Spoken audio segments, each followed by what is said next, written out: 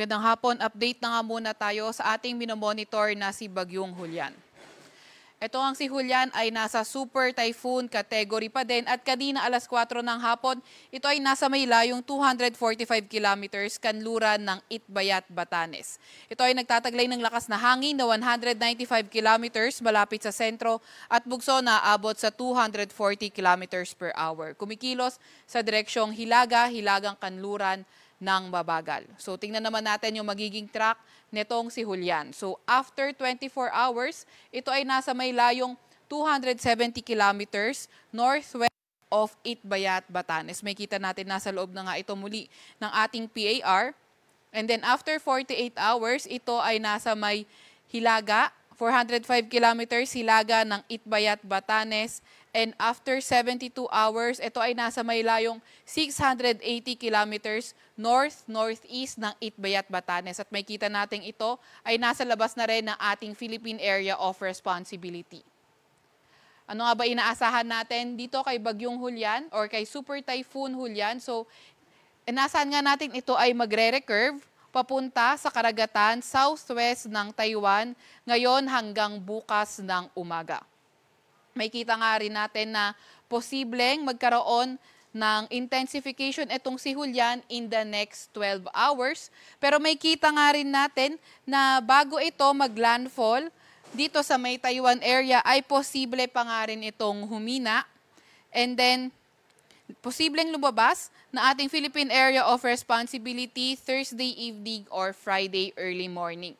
And then, dahil nga sa weak steering, posible pang magbago itong forecast track. Dahil pa rin kay Julian nakataas ang Tropical Cyclone Wind Signal number 1 sa may Ilocos Norte, Ilocos Sur, sa may La Union, northern at western portion ng Pangasinan, sa may Apayao, sa may Abra, Kalinga, Mountain Province, sa may Ifugao, sa may Benguet, sa may Batanes, sa may Cagayan kabilang ng Ambabuyan Island, northern at western portion ng Isabela at ang northwestern portion ng Nueva Vizcaya. So asahan nga natin yung minimal to minor threat to life and property kapag nakataas ang signal number 1.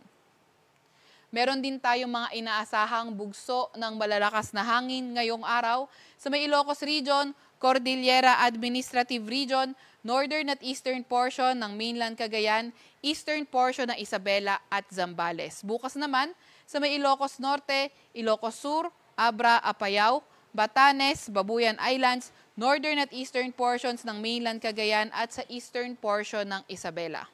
And on October 3, sa may Batanes and Babuyan Islands naman. Meron din tayong nilabas na weather advisory kanina alas 5 ng hapon kung saan inaasahan yung mga malalakas na mga pag-ulan. So asahan natin ngayong hapon hanggang bukas ng hapon, moderate to heavy rains 50 to 100 mm sa may Batanes, Babuyan Islands at Ilocos Norte. So inaasahan nga nating mas mataas yung mga pag-ulan sa mga mountainous, pati na rin sa mga matataas yung elevation na area. So yung ating mga kababayan na nakatira sa mga landslide prone at flood prone areas, pinag-iingat pa nga rin sa mga banta ng pagbaha o hindi kaya pagguho ng lupa.